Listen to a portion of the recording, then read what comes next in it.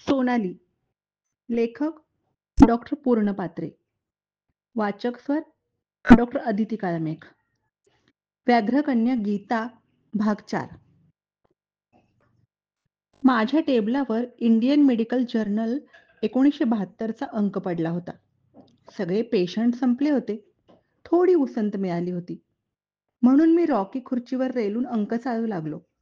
माझं लक्ष वेधून घेतलं ते अखिल भारतीय वैद्यकीय परिषद अहमदाबादला भरणार या बातमीनं. अहमदाबाद शब्द वाचताच मला गीताची आठवण झाली. कॉन्फरन्सला जायचं मी ताबडतोब पक्क केलं. त्याच मूडमध्ये डायरीवर एक नोंद केली आणि टेबल कॅलेंडरवरही टू अटेंड द कॉन्फरन्स असं लिहिलं. घरी आल्यावर जेवताना मी प्रमिलेला सांगितलं, मी अहमदाबादच्या मेडिकल कॉन्फरन्सला जायचं ठरवलंय हा.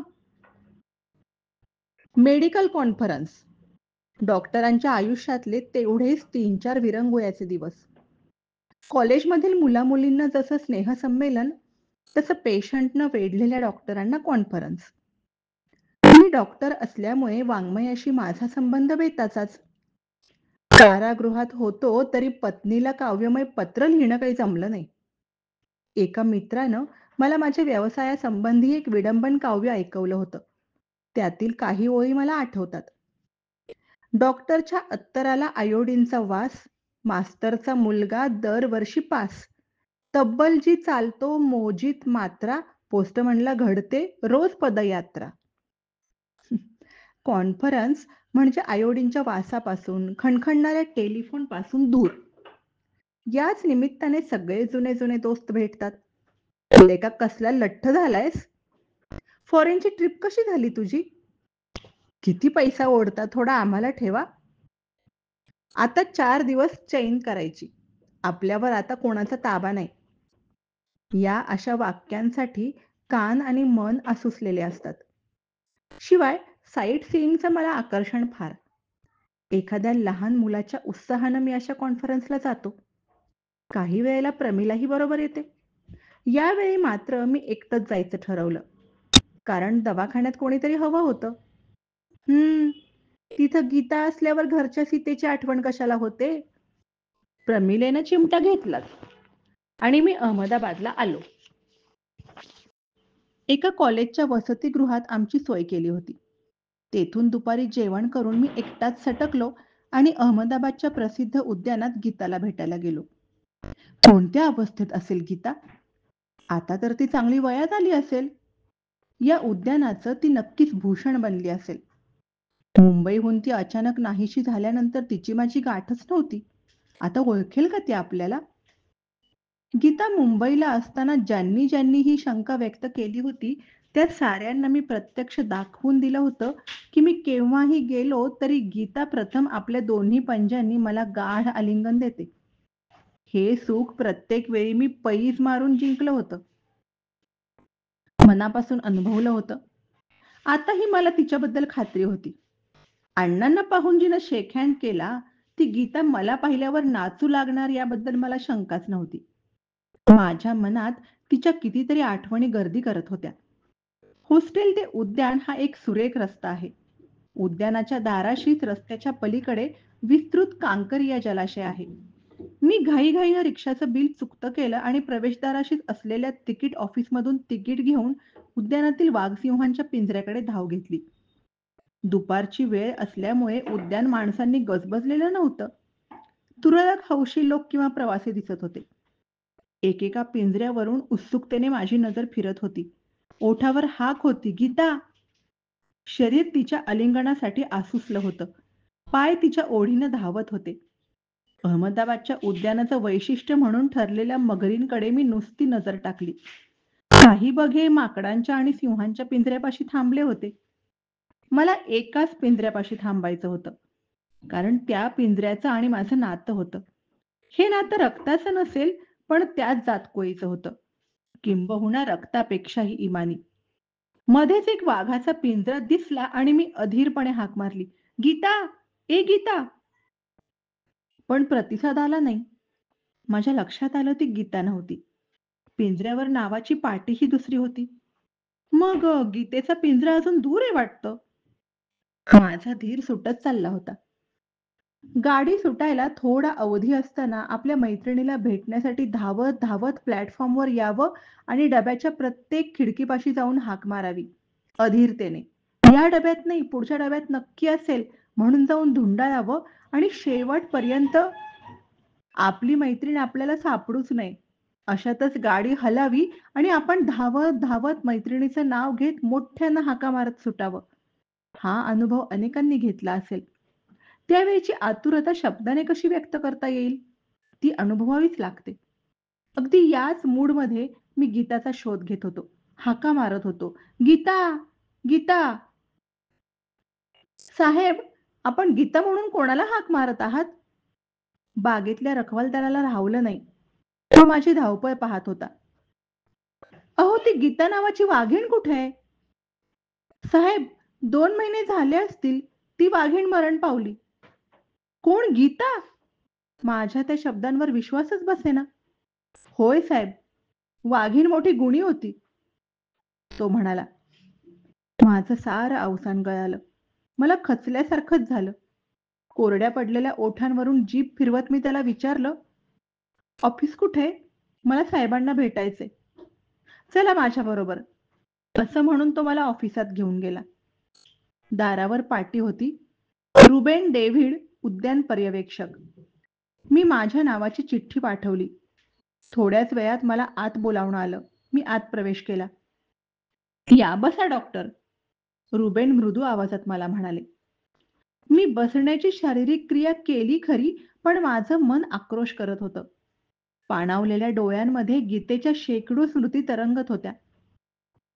राज्यपाल पाटसकरांकडून आलेली करवती कानांची गीता, चंपाकडून आपल्या मिशा चाटवून घेणारी गीता, क्रिकेट ग्राउंडवर फिल्डिंग करणारी गीता, गीतेचं ते जीवावरचं भयानक दुखणं, सुभाषशी खेळणारी गीता, मुंबईला तिला पाठवताना माझ्या मनाची झालेली तडफड, गीतेचं मूक आक्रंदन, भेटता क्षणीच पंजाने कडकडून भेटणारी गीता, मुंबईहून अदृश्य झालेली गीता, अहमदाबादच्या प्राणी संग्रहालयात अण्णांशी प्रेमाने शेकहँड करणारी गीता, डॉक्टरांना लवकर पाठवून द्या असा आर्त भाव व्यक्त करणारा तिचा चेहरा, भिंतीवर टांगलेल्या भिन्न भिन्न वन्य पशूंच्या चित्रात आणि ट्रॉफीजमध्ये मला गीता दिसू लागली.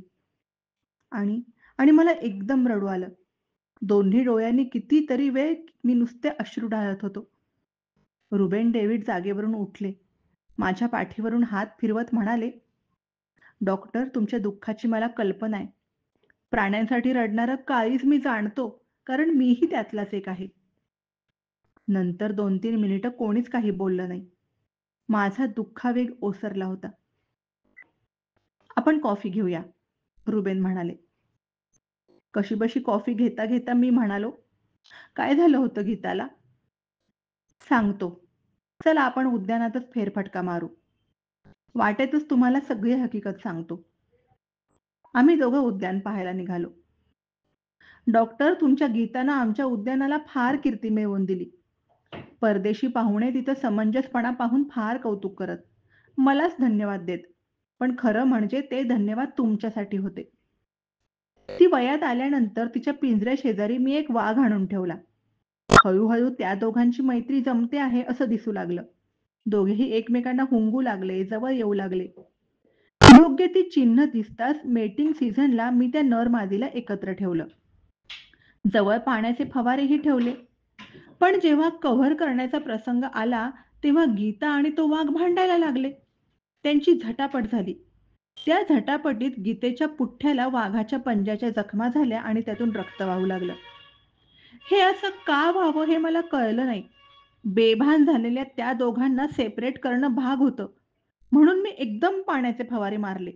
तसा तो नर बाजूला झाला. गीताच्या जखमा मात्र लवकर बऱ्या होईनात. सर्व प्रकारची ट्रीटमेंट दिली. पण जखमा चिघळतच राहिल्या. आणि त्यातच डॉक्टर, गीताचा मृत्यू झाला. एका उमद्या वाघिणीची ट्रॅजेडी झाली. तो सबंध आठवडा मी बेचैन होतो. असाच तुमच्यासारखा अश्रू ढाळत होतो.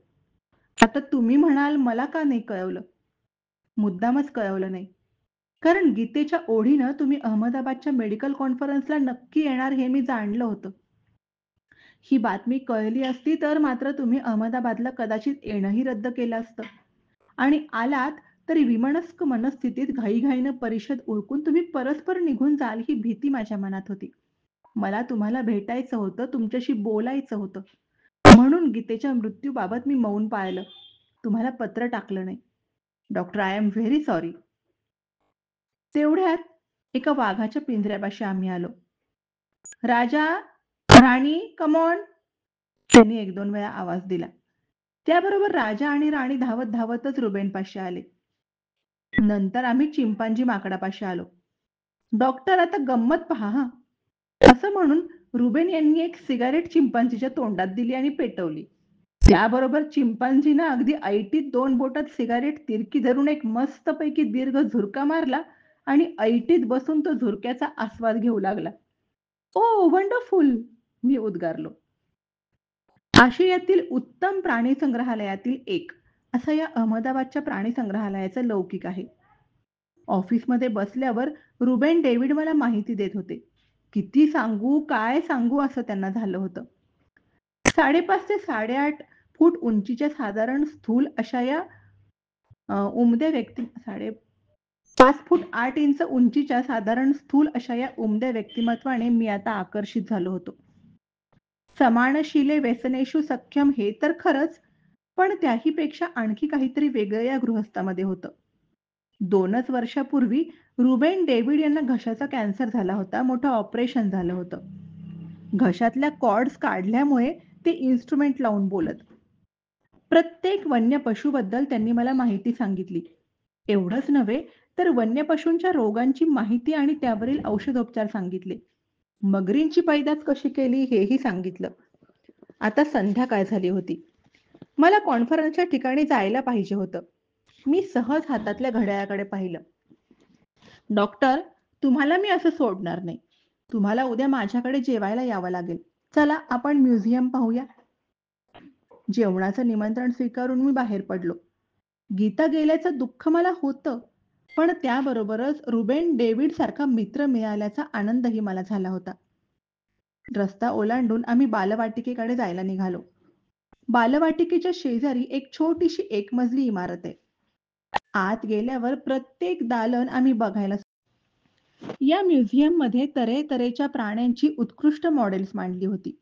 यात सिंह आणि चित्त्याची जोडी होती.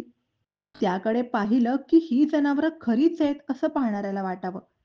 दुसरीकडे मोर, मगर, साप अशाच कलात्मक दृष्टीने ठेवले होते. मंद प्रकाश योजनेमुळे मॉडेल्सना उठाव आला होता. प्राणी संग्रहालयात पशुपक्षी मरतात आजारामुळे किंवा अपघातामुळे. तेव्हा इतर प्राणी संग्रहालयात ती मृत शरीरं नीट ठेवली जात नाहीत. किंबहुना त्यांचं काय करायचं हा एक प्रश्नच असतो. पण रुबेन डेव्हिड हा एक कलावंत होता. त्याने मृत प्राण्यांचाही या म्युझियममध्ये सुंदर रीतीने उपयोग करून घेतला. ही सारी कल्पना त्याची, मेहनत ही त्याचीच. टॅक्सिडर्मिस्ट म्हणून बडोद्याच्या एका कलाकाराची रुबेनला या मांडणीसाठी फारच मदत झाली.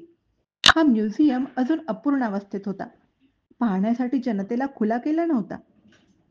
अशा प्रकारे मृत जनावरं जिवंत असल्याचा भास निर्माण करून केलेला म्युझियम भारतात फक्त अहमदाबाद इथंच मला दिसून आला. गीताचं मॉडेल तयार करणार आहात का? मी विचारलं. विचार होता, पण तिची स्किन जखमांमुळे फार खराब झालीये असं लक्षात आलं. तिचं नुसतं कातडं म्हैसूरच्या व्हॅन एंगन अँड व्हॅन एंगनकडून लवकरच परत येईल असं वाटतं. मला वाटतं गीता तुम्ही राज्यपाल पाटसकरांकडून मिळवली होती ना? हो, जोडी होती. गीता आणि सीता. गीता मी घेतली आणि सीता त्यांनी लखनौला दिली. मग लखनौची सीता कशी आहे? मी तिला नुकतंच पाहून आलोय. एशियाटिक बॅडमिंटन स्पर्धा बघायला आम्ही मित्रमंडळी लखनौला गेलो होतो. त्यावेळी तेथील प्राणी संग्रहालयाला भेट दिली होती. पण लखनौकरांनी तिचं नाव बदललं होतं. धार्मिक पौराणिक नाव नको असा जनतेचा आग्रह होता. मला वाटतं तिचं नवं नाव सीमा असं असावं. अशा आमच्या खूप गप्पा झाल्या. अगदी मोकळेपणाने आम्ही बोलत होतो. नंतर त्यांनी मला बालवाटिकेचा अल्बम आणि सॉव्हिनियर दिलं. इलस्ट्रेटेड वीकलीमधील त्यांचे अनेक लेखही मी पाहिले आणि चाळीसगावला यायचं निमंत्रण देऊन मी रुबेनचा निरोप घेतला. परतल्यावर माझे डॉक्टर मित्र विचारू लागले, अहो, अधिवेशनात तुम्ही मध्येच कुठे दडी मारली होती? अरे, ते आपली लाडकी वाघीण पाहायला गेले होते. एक जण उत्तरला. नाव काय हो तिचं? गीता. मी कसंबसं उत्तर दिलं. धन्यवाद.